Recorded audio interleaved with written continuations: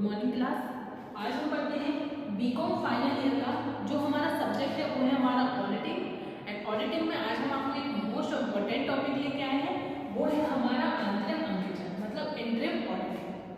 तो सबसे पहले हम इसको पढ़ने से पहले आप लोगों को बता दें कि आप लोग को जो day by day topics by topics videos डल रही हैं, आप लोग अपने नोट्स तैयार करते जाएं जिससे आपको परीक्षा के समय में किसी भी प्रकार की प्रॉब्लम ना आए। इससे पहले हमने आपको कुछ अंकेक्षण कंप्लीट करा दिए, तो आप लोग पिछली वीडियो जाकर देख सकते हैं। आज हम आपको पढ़ाएंगे अंतरिम अंकेक्षण। देखिए अंतरिम अंकेक्षण क्या होता है, ये वो अंकेक्षण होता है जो किसी उद्देश्य की पूर्ति के लिए, किसी विशेष उद्देश्य की पूर्ति के लिए एक पूरे साल के बीच में ही अंकेक्षण किया जाता है। जैसे हमारा साल का पूरा होता है 12 मंथ होता है। जैसे ये है हमारा जनवरी और ये है हमारा दिसंबर।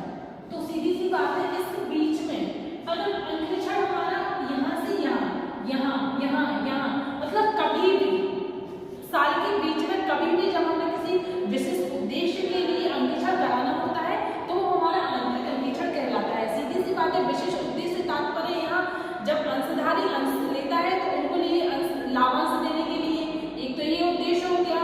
तो विशिष्ट उद्देश्य का मतलब हुआ लाभांश की घोषणा करना या किसी और विशिष्ट उद्देश्य के लिए या किसी संस्था की स्थिति जानने के लिए जब पूरे साल भर के बीच में ही अंकेक्षण किया जाता है तो वही बीच का अंकेक्षण हमारा अंतरिम अंकेक्षण कहलाता है, इंटरिम ऑडिटिंग कहलाता है ना। तो इसकी डेफिनेशन हमारी सीधी बनेगी कि अंतरिम अंकेक्षण से आता है ऐसे अंकेक्षण से है जब वर्ष के बीच में ही किसी विशेष उद्देश्य की पूर्ति हेतु बीच में ही अंकेक्षण करा लिया जाता है तो वह अंकेक्षण हमारा अंतरिम अंकेक्षण कहलाता है। विशेष उद्देश्य है हमारा तात्पर्य जब अंशधारियों को लाभांश देने के लिए किसी विशेष कार्य के लिए हम अपनी संस्था का अंकेक्षण कराते हैं तो उस समय हमारा अंकेक्षण अंतरिम अंकेक्षण कहलाता है ना।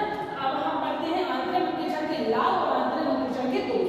तो सबसे पहले पढ़ेंगे हम अंतरिम अंकेक्षण के लाभ। इसमें पहला है वार्षिक अंकेक्षण में सहायक। देखो क्या होता है अंतरिम अंकेक्षण, ये वर्ष के किसी भी बीच में किया जाता है। जैसे हमने कहा यहाँ 4 महीने बाद हमें अंकेक्षण कराना है तो यहाँ से जनवरी, फरवरी, मार्च, अप्रैल, मई। अब मई में हमारा अंकेक्षण होगा, जब हमारा फाइनल अंकेक्षण होगा तो मई तक की तो हमारे पास तो पहले से ही अवेलेबल है। अब हमें और बाकी उसका करना है तो इसका सीधा सा मतलब है कि वार्षिक अंकेक्षण में ये सहायक होता है। दूसरा है हमारा अंतरिम खाते तैयार करने में सहायक। अंतरिम खाते तैयार करने में सहायक मतलब अगर हम खाते तैयार करते हैं, यहाँ हमारी कुछ भी ट्रांजेक्शन गलत हो गया है, कुछ गड़बड़ी हो गई है, कुछ गलती हो गई है तो हम यहाँ तुरंत सुधार कर देते हैं। फिर नेक्स्ट है हमारा अंकेक्षण का सुझाव समय पर प्राप्त करना। सीधी सी बात है, अगर एक व्यवसायी चाहता है कि अंकेक्षण का कोई मतलब हमारे अगर खातों में अगर कुछ गलती हो रही है तो अंकेक्षण तुरंत अपना सजेशन दे दे। तो इस बीच में सजेशन कब देगा अंकेक्षण, जब उसको आपकी संस्था की कंडीशन पता चलेगा, जब संस्था की जो अकाउंट्स है उसको पता चलेगा कि आप उसको किस तरीके से मेंटेन कर रहे हो, तभी वो अपने सजेशन देगा, है ना। तो मेंटेन अंकेक्षण में वो क्या करता है अंतरिम खाते तैयार करने अंकेक्षण का सुझाव समय पर दे देता है। फिर हमारा नेक्स्ट है कर्मचारी पर नैतिक प्रभाव।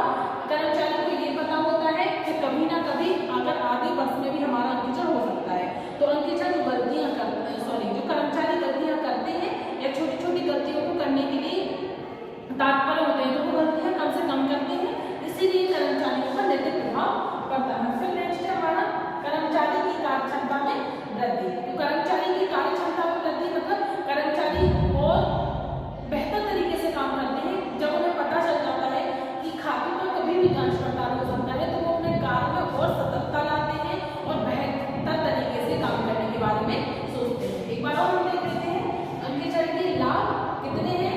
5 हमने आपको पढ़ा है। वार्षिक अंकेक्षण में सहायक हमेशा अंतरिम अंकेक्षण वार्षिक अंकेक्षण में सहायक होता है। अंतरिम खाते तैयार करने में सहायक, अंतरिम खाते जो तैयार करते हैं उसमें भी सहायक होता है।